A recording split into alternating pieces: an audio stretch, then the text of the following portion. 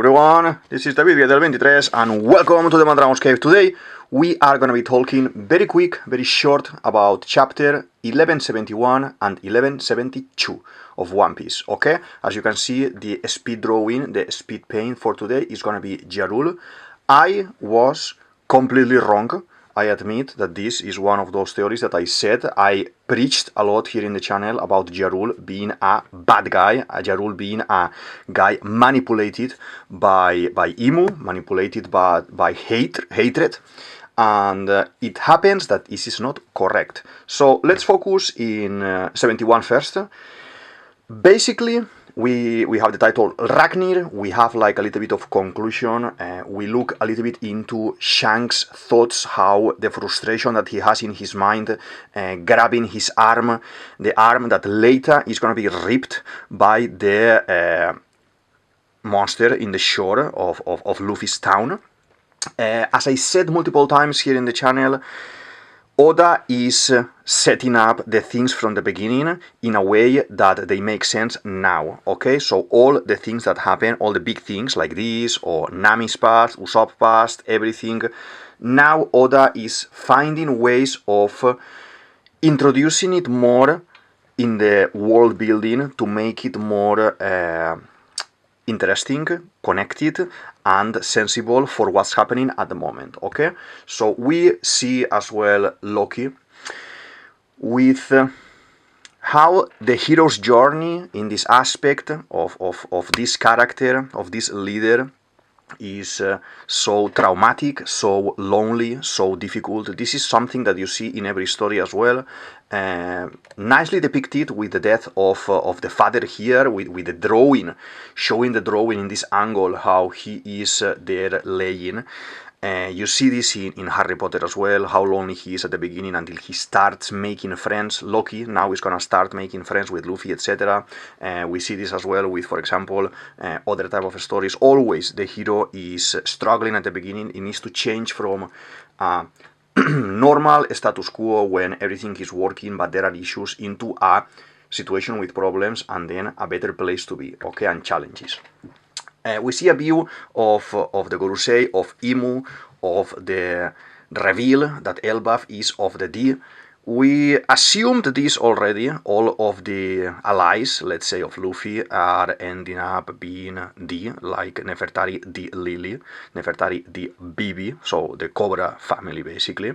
And it is very interesting. I like how Loki is the one who wants to keep all this situation secret. Obviously, he wants to carry the burden. He wants to be the hero in the shadows. And I admire this. It's very interesting. In this episode is the first time I had doubts about Jarul. Jarul is there not agreeing, but agreeing a little bit. So it's okay for the sake of the story. Then we come back to the present time. We've been months and months and months stuck in a flashback that was, in my opinion, one of the most epic flashbacks in the whole One Piece. I can't wait to see all of this animated with Rocks, with Whitebeard, with Gold Roger, with Garp, etc. So here, I was wrong as well about Gerd, the girl from Jarundin crew. I said that I thought it would be interesting if Gerd was listening the whole time in the throne room. I thought she would be slapping Jarundin as soon as the flashback finishes. It seems to be like she is as clueless as the rest, and this didn't happen. I think this is a missed opportunity because you could have done a very nice game there where the girl, the friend, is trying to wait for the guy, how he's gonna man up basically and grow and apologize to his brother. So it could have been an interesting take, but I understand Oda has bigger things to deal with regarding Imu and Loki and King Harald, etc., etc. But it works. Surprisingly, Luffy is perplexed, is very interested in what is happening. His expression in the drawing says everything. I would have thought he was gonna be sleeping, fighting some animals a little bit far from here, not listening basically like he always does. This doesn't happen here, I think, because we are in the heat of the battle, we are in the peak for the One Piece story, so he needs to be aware. Awareness is very important at this point in the story, but it was a surprise for me. If you feel like me that you think this is a surprise, feel free to put it in the comment section and we can discuss it, because it was unexpected for me, okay? So, we carry on, and then obviously we are releasing Loki. We are gonna go into the higher realm. There are some things happening here where everyone is aware something has fallen close by, a gigantic monster, and Jarundin is basically in this moment releasing the brother, apologizing to the brother, accepting this guilt that he has, and yeah, they're gonna team up and they're gonna fight the bad guys. This is a very emotional moment. I read it in a very emotional way, and I absolutely loved it.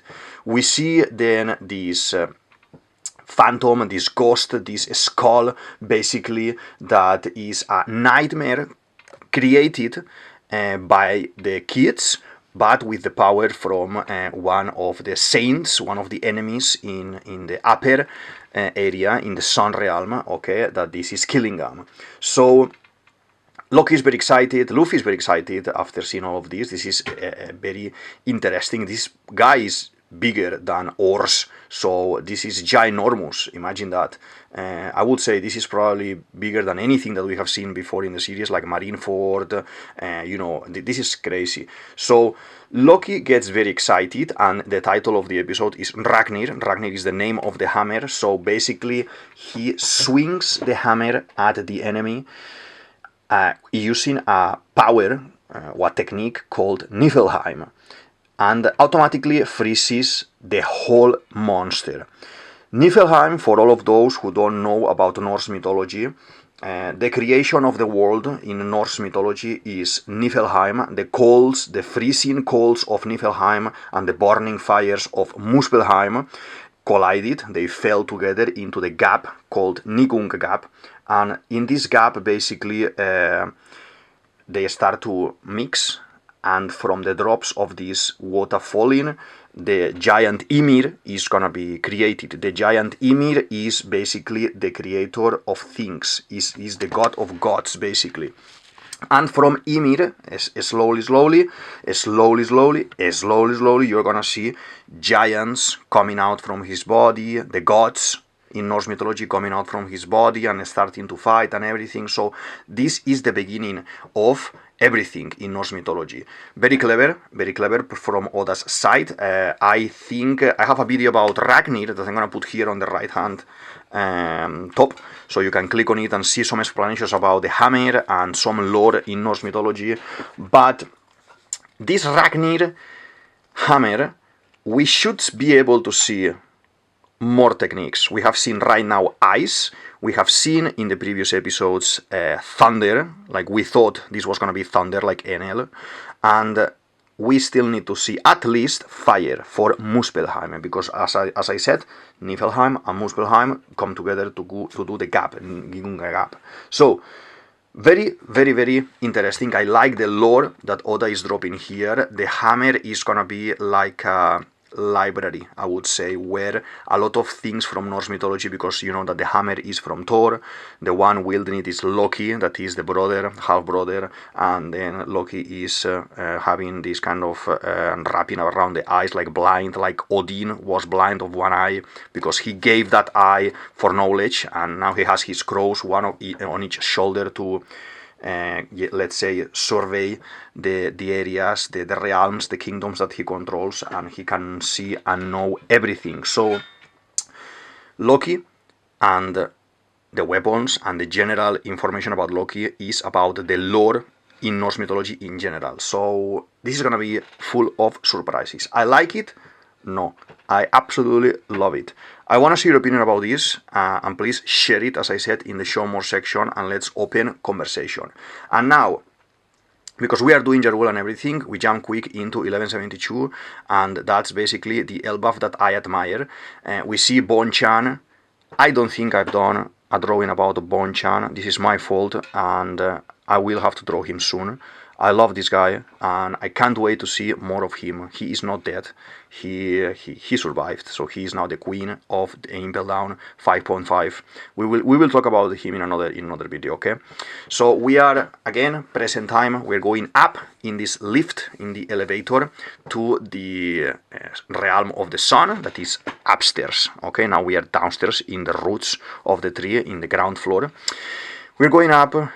Jason is explaining all the situation as we always have in One Piece. Okay, we have this compilation of information that we have when the final moments of the saga are happening, no? Where we see someone is explaining, okay, we have this, and this, we need to achieve this, and this. So this is starting here now. Jason is explaining about there are 3 bad guys with 3 different of powers. He's kind of more or less explaining all of them, and obviously he says that he knows about Summers. He goes into detail about his powers, but he has a briefing about all of them. Okay. I like it because this is a conclusion. We are starting to get a conclusion here. Action. There is Goldberg, one of the guys here, wants to even eat the bad guys. So I expect funny things from him. I expect interesting. This is the guy who actually has a shield. So funny things I expect from this guy, and the shield doesn't have explanation. I want to see what's going to happen with that. I want to see a little bit of fight. I want to see a little bit of clash with all of them. All of these guys are strong, but we know that they are not that strong, so they need to find a way to defeat the enemies. As soon as they arrive at the top, at the Sun Realm, they see all the monsters, starting by the Nidhogg. The Nidhogg is always this kind of dragon in the Norse mythology and everything. The type of character that everyone is suggesting that Loki is gonna be. I more going towards the Fenrir option, that is the son of Loki in real mythology, the one that is bringing the Ragnarok into the story and the end of the gods and everything. So keep an eye on Loki, keep an eye on the concept of Fenrir, watch some videos about Fenrir, and I would say a CP9 type of style for the design of the character, like a ginormous CP9 type of Jabura. It can be very, very beautiful and interesting. So as soon as we go in there, there's plenty more monsters and everything. Everyone is shocked, and we see one of our lovely giants from the beginning of the story. I like pre-time skip the most. So we see there Kashi, that from Oimo Kashi team, that those are the guys, the giants that are protecting the gates of justice when we go to save Nico Robin, and when we fight Ruchi and the rest of the guys. So he is again another character here, like Jason, giving us a briefing, an explanation of what is happening here at the moment. Dory and Brogy, transformed into Domi Reversi, are going crazy around, destroying everything. They are hunting Jarul. They want to kill Jarul because that's orders from Imu. For the ones who want to learn a little bit what is Domi Reversi, I'm going to put it as well here on the top, on the right hand side, so explanation, so you can see. And basically this is one of those videos that unexpectedly it has become one of the most watched in the channel. Thank you very much everyone for following and seeing these things, because I like to see when you are interacting and when you are watching it. And yeah, so again, he continues explaining everything. He says to Road that his little brother is in this group of kids, that they have been kidnapped by the bad guys, and like Usopp, like Sanji, like Luffy, even like a childish reaction, because we know that he's more childish here. He just runs, disappears from the scene, and tries to go and save the brother. Okay. So here, what's happening here is what happens in every single saga. The team, the dream team that we have here, with all the guys that they were in the hell, let's say, in the ground floor realm, they're gonna get separated now. So we have Gert, we have the rest of the guys going with Road, and then we have Sanji, how he is with Karshi, saying, okay, I'm gonna go with you. So Karshi is saying, oh, you see, the rest of the Straw Hats, they are there in the school, in the library, with Bible, and we have the fire there and everything. So probably these two are gonna pair, and they're gonna go there as well. We have Zorro, funnily enough, asking about Dory and Brogy. So what I see here is that he's gonna head on and deal with both of them. That is epic. That is cool. Again, and we have a double spread, double page showing a lot of information. A minimap. Minimap means we are in the final game for this saga. Is situating everyone, where is everyone, what's happening, and telling you what every single group is doing at the moment. I like it as a recap because, as I said before, we've been months and months in the flashback. Very cool flashback, but I want to know what's going on here, what's happening here, and how are we going to get out of this situation, okay? So, Jarul is saying to his guys, get out of here if you want, escape if you want. I am not gonna do this. I need to speak to everyone, and I need to speak now. Because we had Egghead quite recently, and Vegapunk has done a broadcast, live, YouTube live for the whole world, explaining a lot of lore. We are obviously not gonna do this again in Elbaf, so Oda found this way of, yes, we have seen the whole flashback through Loki's explanation, yes, but now obviously we know everyone, we need everyone to know this information, so Jarul is gonna just summarize everything, explain everything very quick, so we can keep going on. So Jarul just takes the Tendermushi, explains, blah blah blah, these demons attacked 14 years ago, all of these things happened with Harald, and now they're here again. We have these three bad guys facing us. They are trying to destroy our people, and I say no, I say we fight. Even if King Harald didn't want to be a nation of fighters anymore, he wanted peace, I think we need to, hold the fort here and fight. I like it, I love it, and it is very interesting. Usopp is being like us here, like the fan. He is hyping a lot. I still think this is his saga. I still think he needs to, when Zorro cuts the tree, because he says at the very end in the last page, don't worry, they are going towards Dory and Brogy. They are just next to them, behind them. And they are like, oh, what are we going to do, blah, blah, blah. Jarundin, some of the guys, Zorro is there. He says, don't worry, I have a plan. I have a plan, he says. So what is going to be? So the thing that Zorro does is cut. He cuts and cuts everyone and everything. So he needs to cut everything. So I think what makes sense for me is that he is right now going to cut probably the branch underneath. So the branch that they are stepping as a ground floor, he's going to cut that one, and every single one of them, they're going to fall into hell, down where the freezing land it is, where we were just like a couple of pages ago, a couple of episodes ago. They're going to go down, all of them, and probably he's going to start fighting them down there.